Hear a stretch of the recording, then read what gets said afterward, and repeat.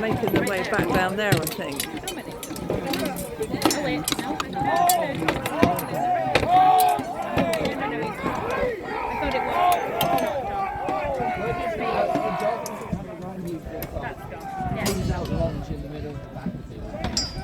Oh, we might be busy fighting some of these.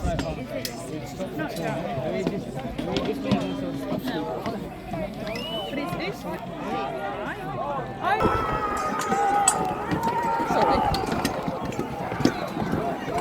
And Edmond charges straight into Ubba at the centre of the battlefield. The two kings fighting together now, both standing together, fighting man to man. Edmond now is surrounded by his half troop, by the men who will keep him safe.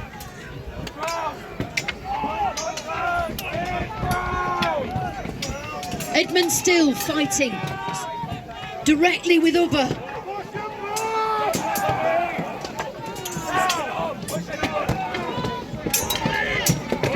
Such bravery there from the two kings in the centre of the field.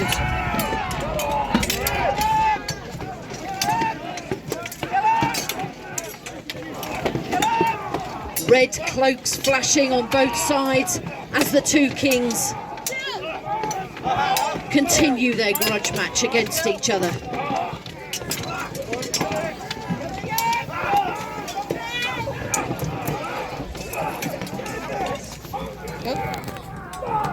And now Ubba stands back.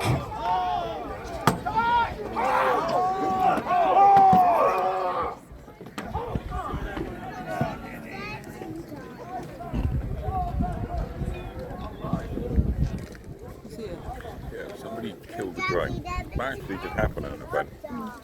Somebody hit it with a spear. There are many East Anglians lying now, dead on the floor. What is Edmond's next move? Hold it! No, do you surrender! Bow to the front! Just a few East Anglian warriors left alive. Let this land be yours! We will hang on! Fight tooth and nail!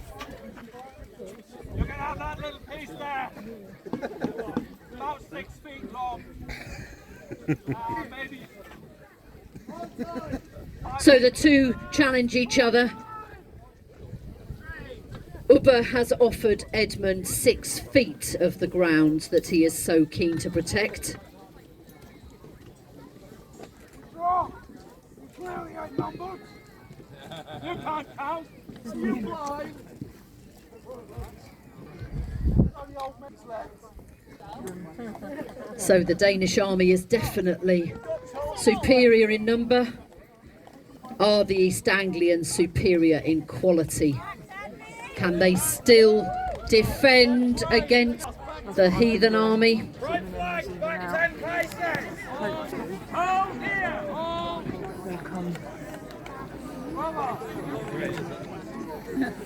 Time is on it, man. The remaining men of East Anglia cheer for their god to support them.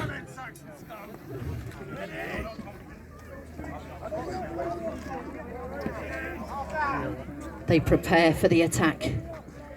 Watch Edmond in his red cloak really closely. Will he prevail? A final charge. Edmond is fighting directly with Ubba himself.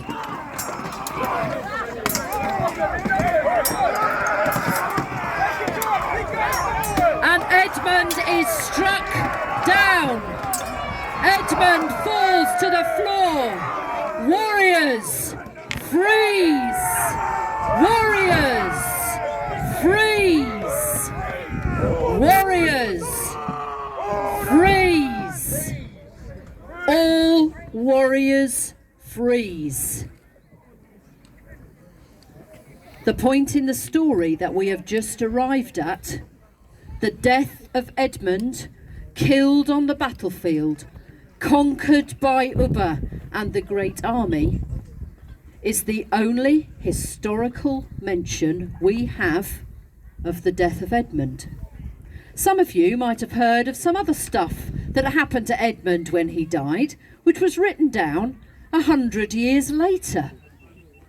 This story, we're going to rewind and replay it with the slightly embellished version of history that you've probably heard.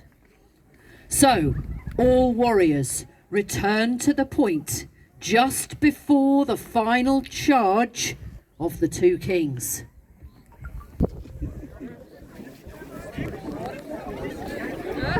What the legend says happened.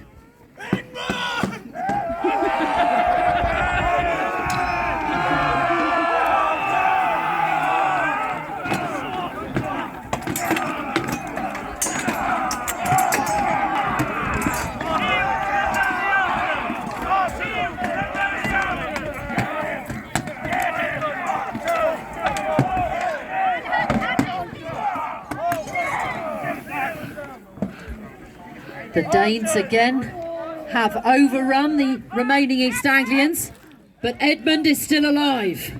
You want to see this, Edmond? Loose!